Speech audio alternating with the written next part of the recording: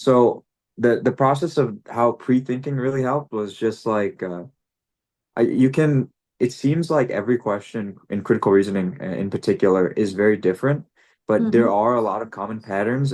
If you try to look at each passage from just a structured approach, just like how e-GMAT teaches you, if you build this intuition up, you can like at a certain stage you'll be able to just start predicting common option Mm-hmm. choices.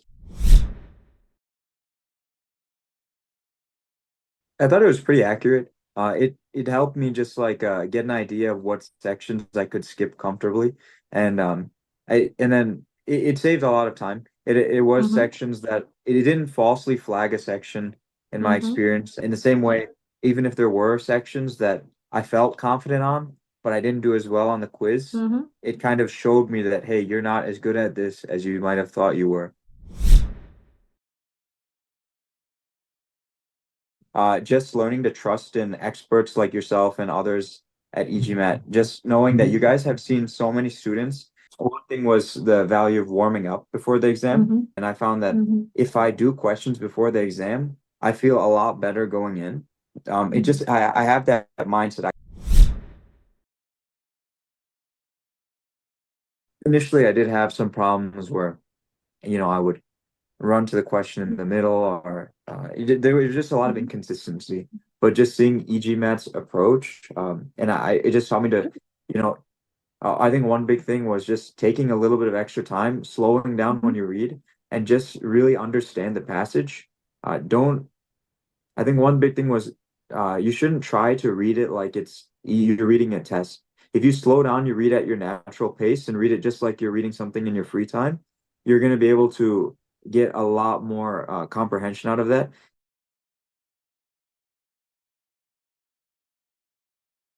Hi, Two. everybody. Welcome to today's video debrief session where we are talking to Saheth, who reached his target score of a brilliant 675 after a long, long journey. The score was particularly brilliant because it had a V84, a brilliant 4-point improvement, an amazing 6-point improvement to a Q87 in quants.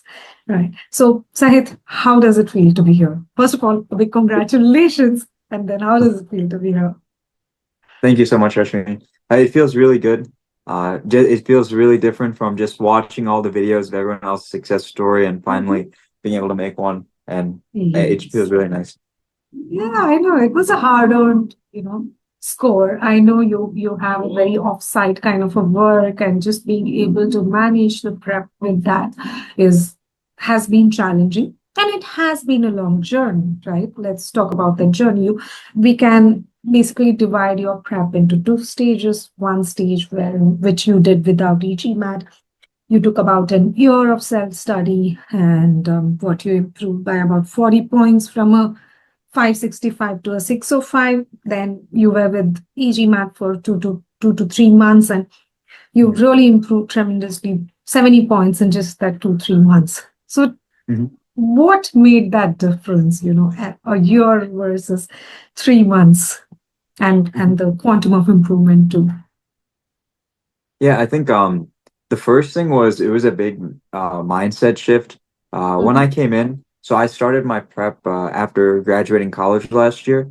And it was kind of wishy-washy. I started Mm-hmm. prep and I wasn't too serious about it. I kind of had the same mentality that I had approached the SAT with, which Mm-hmm. was like if I do enough questions, things will just get better. I'll catch the Mm-hmm. patterns. But after just like spending some time and once I started work, it was my first job, a little bit hard with the adjustment as it is. And I just like a year in, I just kind of looked at the discrepancy between where I should have been and then Mm-hmm. where like maybe where I was. And yeah, I did have a lot of breaks in between, like 7 months, but Mm-hmm. like still, I knew that I needed to make a change. I Mm-hmm. think mentally, one big thing that was stopping me was I felt like a lot of the professional prep courses, they're more targeted towards people who've been in the industry for some time, who have been Mm-hmm. out of school for a bit, and it's more useful for people like them. And someone like me who's fresh out of college, like I should still, um, I thought it was more like just like a math and English exam. I thought, Mm-hmm. I'm still familiar with these skills, so I should be okay.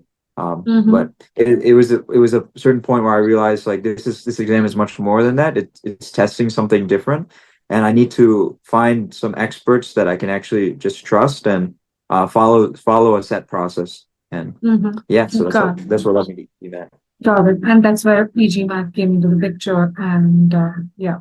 And then, yeah, of course, you and I worked together to, to the stage that we are in now, right?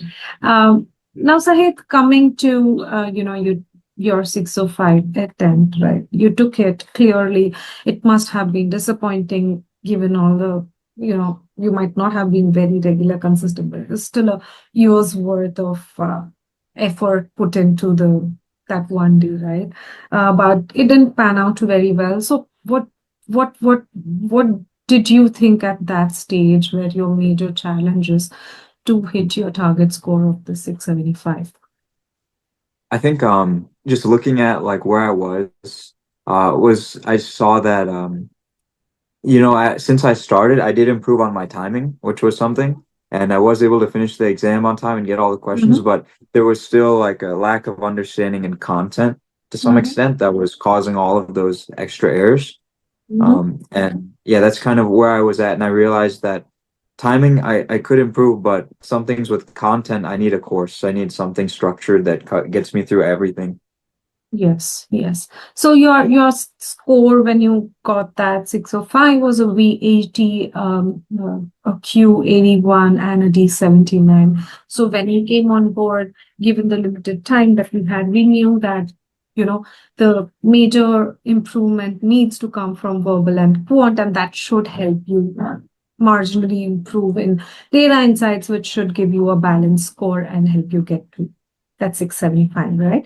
Now coming to verbal, Sahith, it was a 70th percentile score. You improved to a 90th percentile score in what, 3 weeks, right?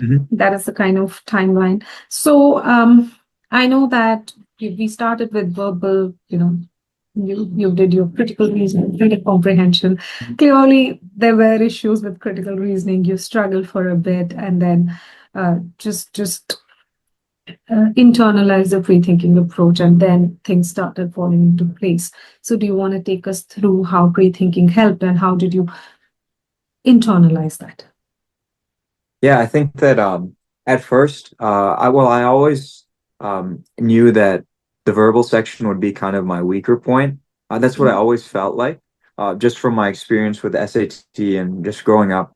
So I kind of had some understanding of where I was at. So I didn't really think that I would be able to make like that big of an improvement in that little time.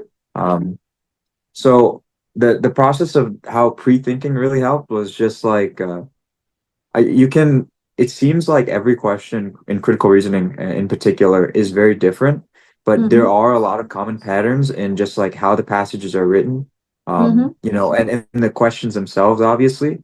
But if you try to look at each passage from just a structured approach, just like how e-GMAT teaches you, you read it, you get a proper understanding, understand the conclusion, and from there you understand the question. If you build this intuition up, you can like at a certain stage you'll be able to just start predicting common option choices, and that is what the pre-thinking approach is.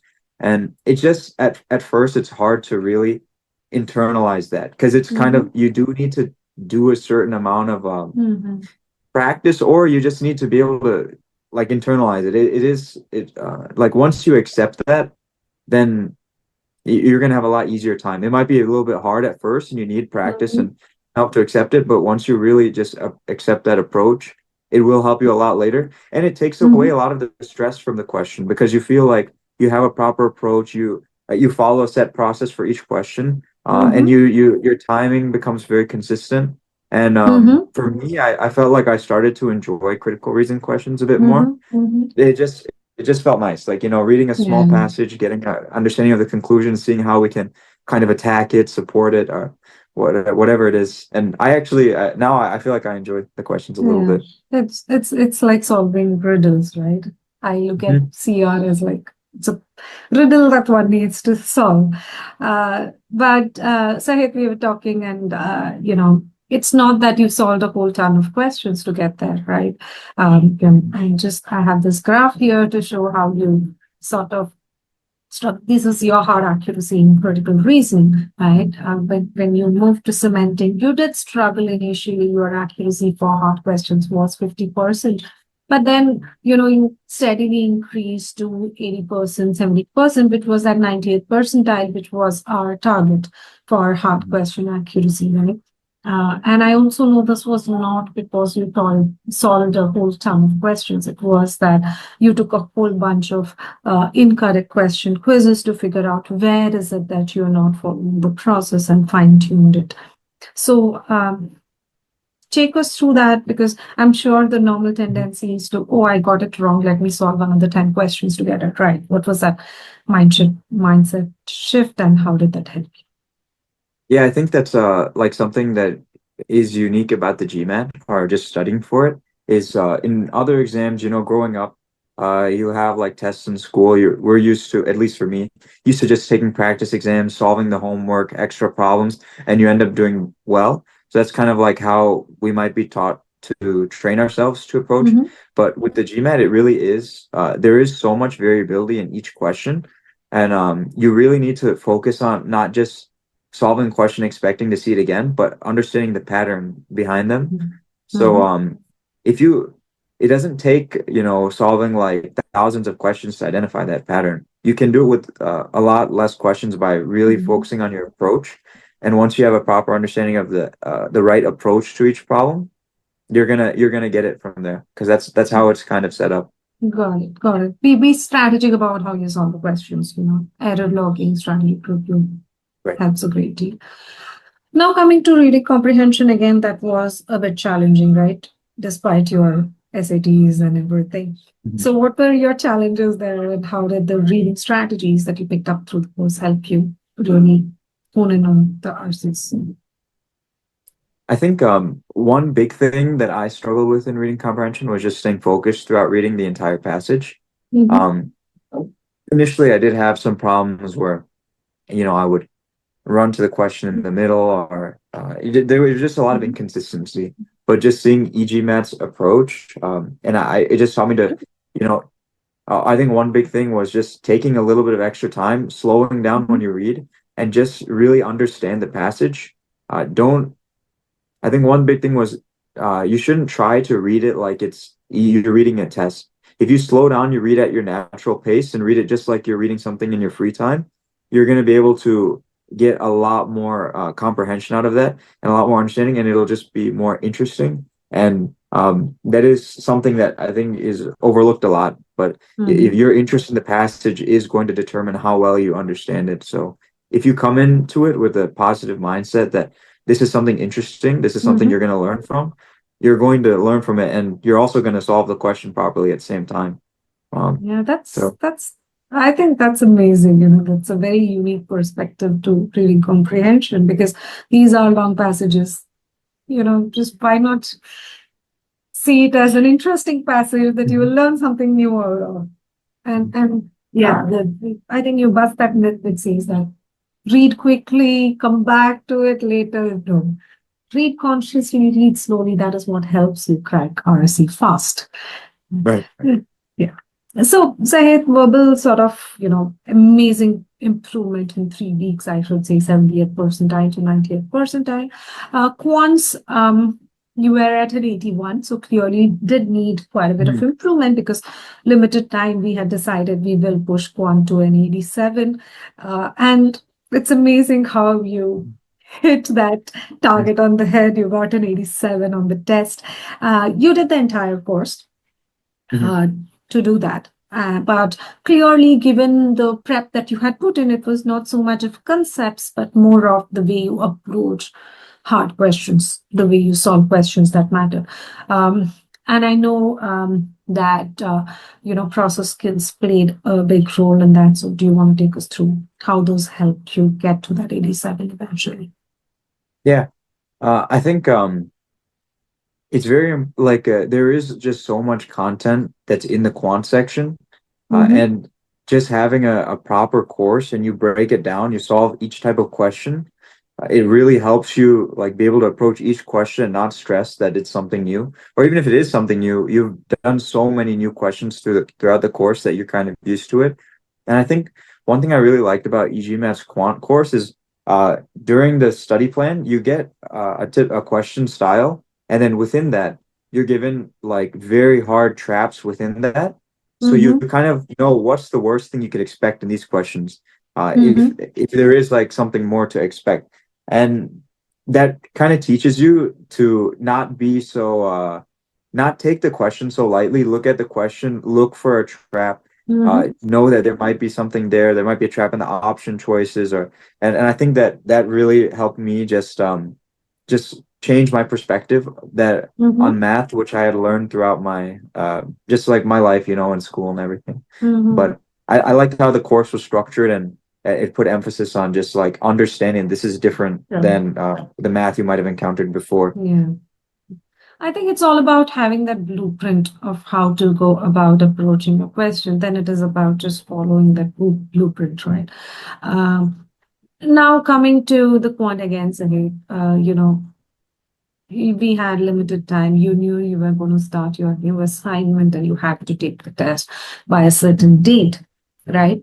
So, you use PACE to help you breeze through the quant course and it helped you save what 43 hours of prep time. Yeah. How useful was space and how realistic was it when telling you what are the areas that you need to focus on, what are the areas that you can skip.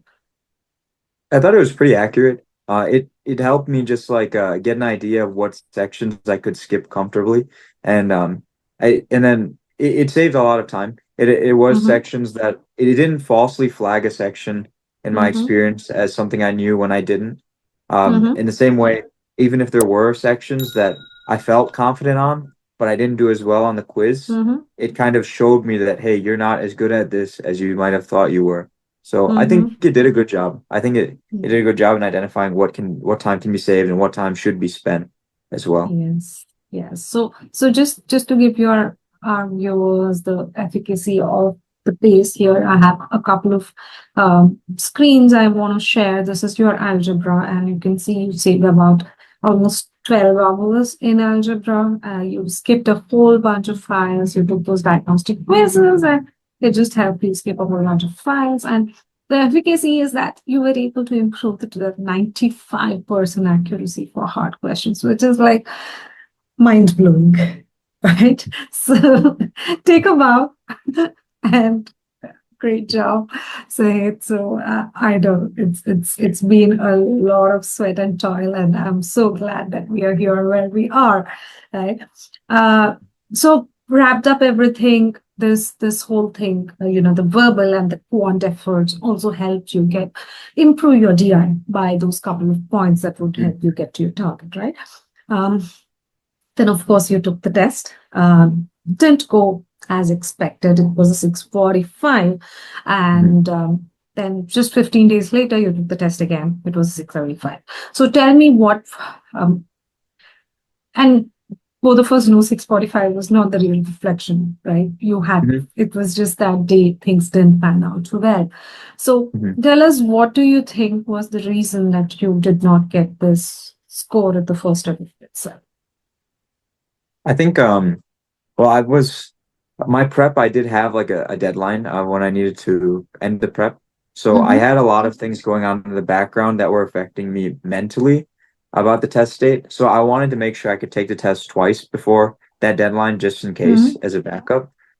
So I was only able to take three mocks before, but in the mocks I was doing well. I got like 675, 715. So I felt like Yes. ready for the mock or the Mm-hmm. actual exam. But going in, I think all that stress and those nerves came in, Mm-hmm. and Mm-hmm. I didn't do as well as I thought in the quant section in the beginning. Mm-hmm. I think I made several silly mistakes, and that Mm-hmm. that was reflected by my score log and seeing the times I spent less time on some questions and ended up getting those wrong. Um, Mm-hmm.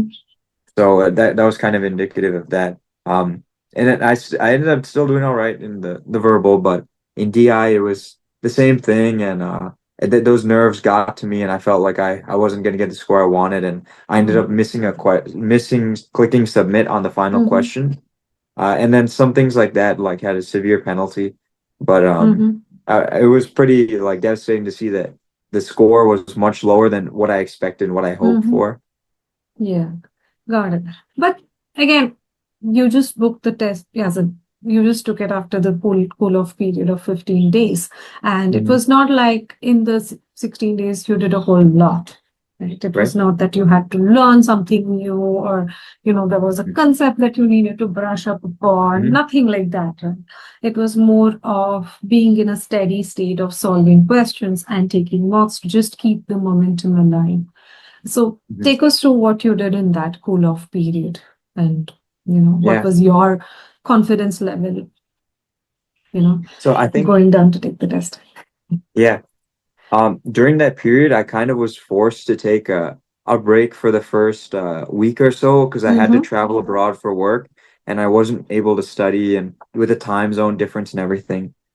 So I kind of was forced to take a break and I came back and I was like, you know what? This is the time I have. I have to take the exam. I know I'm ready. I'm gonna just take a couple mocks and Mm-hmm. practice and I'll talk with Rushmi and get some tips and see Mm-hmm. what I can do and just how I can improve because I think that I set my original score for 715 as a goal. Sorry, not 715, 645, 675. Thanks. But I did even like on my mock exams I was like scoring higher and than I had expected. So I felt like, you know Mm-hmm. what, I think that I have more in me than this. I just need to put in the time and effort and I'll get it done. So Mm-hmm. I just made a plan. I was just going to take a mock every other day, mimic the test situation as much as I could because I was taking it remotely.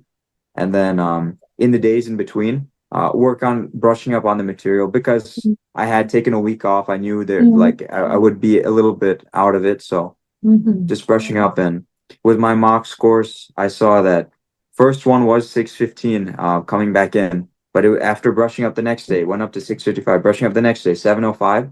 And then so I knew like, I'm brushing up, things are getting better and I'm ready for the exam. Got it. Yeah. I think once you build the ability, nobody can take it away from you. It just Mhm. stays with you. And it's just about ensuring that when you do sit down to take the test, you are the same person who prepared all along and not a different nervous cookie sitting there Mhm. to take the test, right? And things went wrong on the second test day.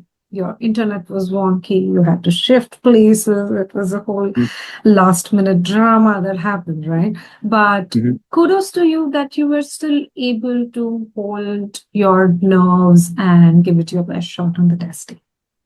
So how important is that mindset and how difficult is it to train yourself of being steady on the testing? Mhm. Yeah, I think that was something that I learned a lot from watching these interviews and seeing other candidates. Um, so yeah, on the test day itself, I went into the exam. I was doing my warm-up questions in the morning, before my exam period, and then my Wi-Fi just went out at my house, and I Mm-hmm. live in the forest, so I can't use mobile data because it wasn't like strong enough. So I had to drive over to a different place where I could take the exam and it was just I was in a new setting. I didn't even know if they would I wasn't too familiar, with like remote tests. I didn't know if they're gonna approve it or give me some trouble Mm-hmm. with the background, everything. I had some traffic driving there. This was all happening like 30 minutes before my slot. So Mm-hmm. I just had a lot going on in my mind. And I went into the exam and then, the proctor was having trouble set up and I was like, am I gonna miss my time slot? And I don't have time to take it again. So I did have a lot of stuff in my mind going in, and that was kind of reflected on my first section score. I started off with the verbal. I knew I had made a little bit. I ran a little bit short on time, and I thought I did much worse than I actually did. Mm-hmm. But in that quant section, that break in between, I took after verbal. I kind of was thinking in my head like. I know a lot of things changed, and say I did bad on verbal, it's still okay. There's two sections. I can still like I know I have the ability in quant and DI just from my mock exams. I think I can still get the score that I Mm-hmm. want. And it's not just a me thing. I'm sure even seeing the people on the other interviews who have gone through different problems on their test day and who knows like how many people even in the last week have gone through similar things and that it's not worth letting that determine your score Mm-hmm. Mm-hmm. and just try to make the most of it And I think Good. I just took a second, calmed down, and during that break, and I went back into the test, and I ended up doing much better and getting the score that I had wanted all along. Yes. Not just the score, the subsection, the sectional splits too, right? The Right. bang on the plan that we created and where you got us like just right out there. So Sai, coming to the last mile push program that you were a part of, Mhm. right? How did it help you get here? Mhm. I think there's a lot of times where you gave me some tips that really helped me and changed my perspective on things. Uh, and originally coming in, I kind of felt like, I had that mentality that these coaching programs are more so for people who've been in the industry longer, and Mhm. someone like me shouldn't have these challenges. But just learning to trust in experts like yourself and others at e-GMAT, just knowing that you guys have seen so many students, Mhm. a lot like things that people struggle with, and that I have a couple examples of that I felt like would be good to share, just to like things that I Mhm. really got out of it. Mhm. One thing was the value of warming up before the exam. Mhm. Not Mhm. something I really thought. I thought, you should come into the exam just fresh and take it just like with nothing on your mind. But Mhm. I found out that for me personally, I needed to warm up, and I found that Mhm. if I do questions before the exam, I feel a lot better going in. It Mhm. just I have that mindset. I can just lock in, focus on the sections, and um, just that advice with the warm up really helped me a lot. I think that was a huge difference even between my 645 compared to the 675 was Mhm. just warming up and just Good. having me in the mindset of the test. Um, Good. and another thing was in the verbal section, I know early on I gave up. I felt like I was Mhm. going to, I was like, maybe I'll just settle with a V82, V81. It's still better than what I started with. I don't think Mhm. I'm going to get much more than that because just my prior experience. But you said, Mhm. no, go back and do the verbal Yeah. section and do the CR section. And I would drag my feet. And I was like, Rush is just telling me to do random stuff. And then I went and did it, and I was like, whoa, I didn't know that I could like actually improve on this. And I was Yes. really thankful for that because without this program and without your advice telling me to go back, I would have just accepted whatever Mhm. I had assumed in my mind beforehand. I think that's the beauty of creating data-driven plans, right? You're not subjecting yourself to what you feel is right, what you feel is wrong, but you have that concrete data telling that I know Saheth can do better than this. His stats are brilliant, right? And that's what it boils down to. And I'm so glad that we are here having this conversation. It's just so it feels it's always very very good to have these conversations, to do this debriefs, and Mhm. living through that journey. So thank you so much, Sahith, for doing this. I know it's late in the night there and No. you just come back from a long day's work, so thank you so much. Just before we call it a day, are there any parting thoughts, any key takeaways that you have that you want to share with others from your journey? Yeah, I think that I would say one big thing that I was struggling with in the exam was making simpler mistakes on quant. I know that's Mhm. something I talked a lot with you on. And I think it was just something I trained myself throughout my time in school that this was okay. Because just in like exams in school, I knew that, if you miss the easy question, you don't get penalized that much. Mhm. But you should spend more time on those harder questions. Those are worth many more points. Mhm. But I think that that's something that you should that's not always the case for the GMAT because you will get penalized much more for easy questions compared to getting a hard question wrong. So you need to be able to make those calculated choices to let go of a Mhm. question and move on, or to stay on a question even in some cases. So I think for me, one thing that was happening with those easy questions I was missing early on in the quant section, typically in the Mhm. beginning of the section, was I would finish the question under a minute, and then I would spend another 45 seconds or something like reviewing it, even though I wasn't Mhm. really doing anything because I was just looking at my whiteboard, whatever I already wrote, and not Mhm. catching any mistake. And then at some point, I would just move on to the next one. And Mhm. this was something I kind of, it took some time, but just reflecting on it and then Just even hearing your advice saying that you shouldn't be making mistakes on those questions. I've seen your ability that's not reflective of your Mhm. ability, and just realizing, okay, that there's something wrong here. And just I had to adapt my approach, and that ended up Mhm. being just take it slower. Like there's no need to solve the question 45 seconds. You can solve it in, like for me, I could solve it in like a minute and a half, 2 minutes. Take that extra time if I needed to, and I would feel much more confident in moving on, Mhm. and I wouldn't make any of those silly mistakes. So I think that was one big thing that was very surprising Yeah. for me, and that I learned a Mhm. lot from. Got it. No, what you said is very right. But, the thing is, find out the root cause of the silly mistake. For you, it was Mhm. rushing through. Just correcting that helped you have a control. So the most important thing I think is to take out the words silly mistake from the vocabulary. You have Yeah. to dig deeper, and that's what you did. So that's a great takeaway, because that's an often repeated phrase when you ask somebody why this mistake. Oh, it was a silly mistake, but it is not, right? Mhm. It can cost you big Mhm. scores. So good. Thank you so much for sharing this. Wish you all the very best for the next steps. And yes, bye bye. Thank you. Thank you so much, Rashmi. Thank you.